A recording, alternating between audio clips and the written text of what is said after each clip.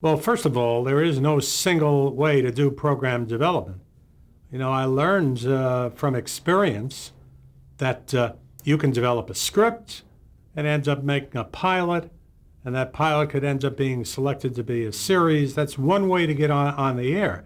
But every so often, things happen in an unexpected fashion.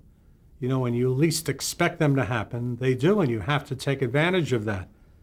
For instance, when I was at CBS, we did a movie called Homecoming. And who knew that Homecoming would ultimately become The Waltons? It was, my wife said, that was really a good film. Why don't you order some episode scripts, which I did. And ultimately, we ended up putting the show on the air, recast, because we couldn't get Henry Fonda to play Papa Walton. And it was a big hit against Flip Wilson. So, that's another kind of program development. A third kind of program development are program spin-offs.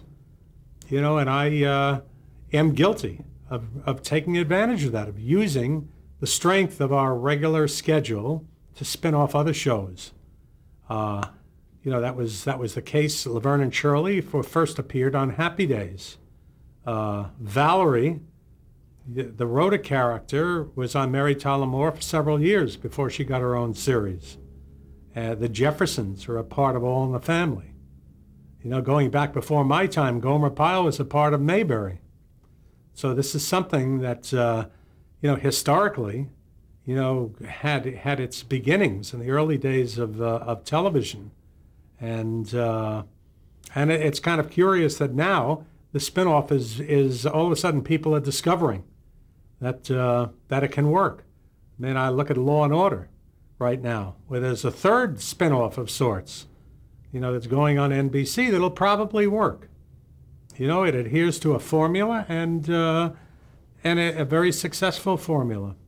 And I think that you're going to find more and more, in the future. But that's a very effective way of development.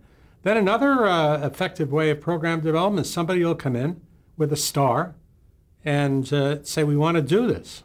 We want to put the star on the air, and then you hunt around for the right format. So there is no one way.